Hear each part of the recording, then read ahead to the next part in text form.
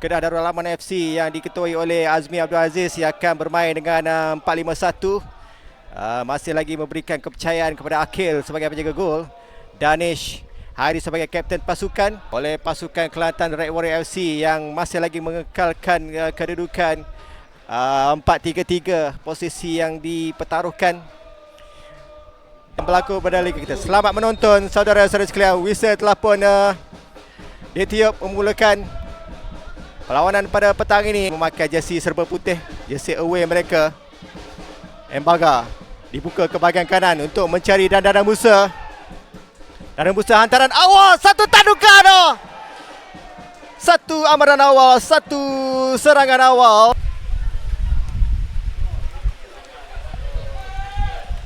Daripada bahagian kiri, Faiz mencari Dandana Musa. Lepas, masih lagi Dandana Musa. Satu rebatan terus. Cukup bersahaja dia menerima bola daripada bahagian tengah. Depan bagi mencari Cik Aidil. Cik Aizil masuk ke dalam. Satu cut in, 1-2 cuba dimainkan. Satu rebatan terus. Terlalu tinggi pula. Nasir. Faiz Nasir merupakan arkitek utama bagi Kelantan Red Warrior FC, di mana top assist dan kini Dandana Musa utama bagi Kelantan Red Warrior FC, di mana top assist dan kini Dandana Musa. Bahaya pemain ini, dia jarang untuk melakukan percubaan. Ini adalah percubaan keduanya. Ya, hantaran. Terkena tangan. Tidak, kata pengadil. Masuk ke dalam kawasan penalti. Cuba untuk dirampas. Dandana Musa.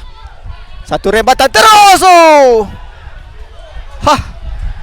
Saya jangka seolah-olah terkena tangan tadi. Barga bermain dengan Faiz Nasir. Satu hantaran 1-2. Cuba untuk mencari ruang. Dibuka. Dah peluang. Terkena balang. Masih lagi bergelut. Satu bicycle kick. Overhead kick yang cuba dilakukan oleh Emmanuel Barga. Faiz ringkas saja. Masih lagi Faiz Nasir. Satu rebatan terus. Dan sekali lagi tepat ke arah akhir. Mungkin ini adalah serangan terakhir. Satu hantaran ke hadapan. Emmanuel Barga. Ia dijatuhkan. Tidak. Tidak, penalti kata pengadil. Kiri. Lagi mencari Joe Ashraf. Cuba untuk masuk. Lakukan hantaran. Peluang untuk Faiz Nasir. Tidak masuk. Dan setakat ini masih lagi 0-0. Atau back pass. Hantaran. Peluang. Terbuka. Satu rebatan. Sayang. Pemain nombor 5 ini, dia langsung tidak dikawal. Dandana Musa cuba untuk mengejar. Ada 3 pemain di dalam kawasan penalti. Satu tadukan. Lemah pula di stadium mini MPK Citra ini. Lepas dan kini Ridwan Muda masuk ke hadapan. Masuk. Cuba untuk menggelecek. Ada 3 pemain menanti. Lepas. Satu rebatan. Dan diselamatkan sekali lagi. Sudut untuk pasukan Kelantan Red Warrior FC. Saya rasa 5 ataupun 6 telah pun mereka perolehi. Satu percubaan. Peluang dan masuk. Itu adalah gol. Adakah dari siapa? Latif Suhaimi? Kurang jelas. Dan akhirnya kebentuan telah pun berjaya dicapai setelah mereka bertungkus lumus.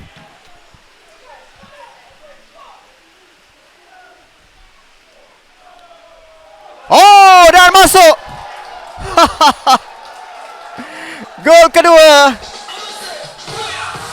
Siapa lagi kalau bukan daripada Emmanuel Embaga untuk gol kedua. 2-0 saudara-saudara sekalian. Nak dapat kasih kita ucapkan.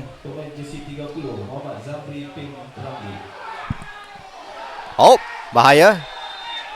Penalti. Oh, tidak.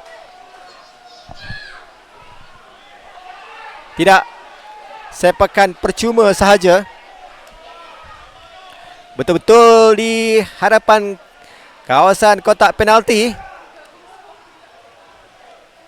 Tenang. Eminem Barga dan masuk. Semudah 1, 2, 3 untuk gol yang ketiga. Melakukan sekali lagi untuk gol yang ke-29 untuk mencari Ridwan Muda.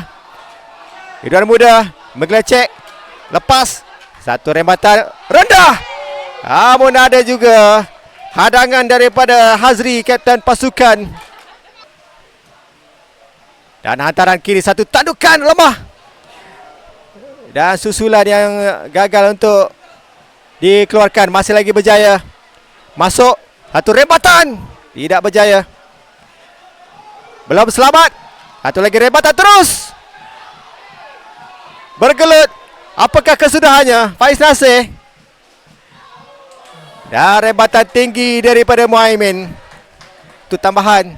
Diberikan peluang untuk Faiz Nasir. Masa di separuh masa kedua 3 minit.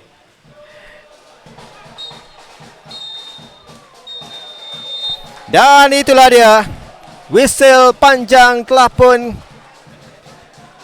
ditiup untuk menamatkan noktah cerita pada petang ini. Penonton yang hadir dan juga semua yang terlibat. Salam jumpa lagi insyaAllah. Jangan lupa jumpa untuk next game. Assalamualaikum.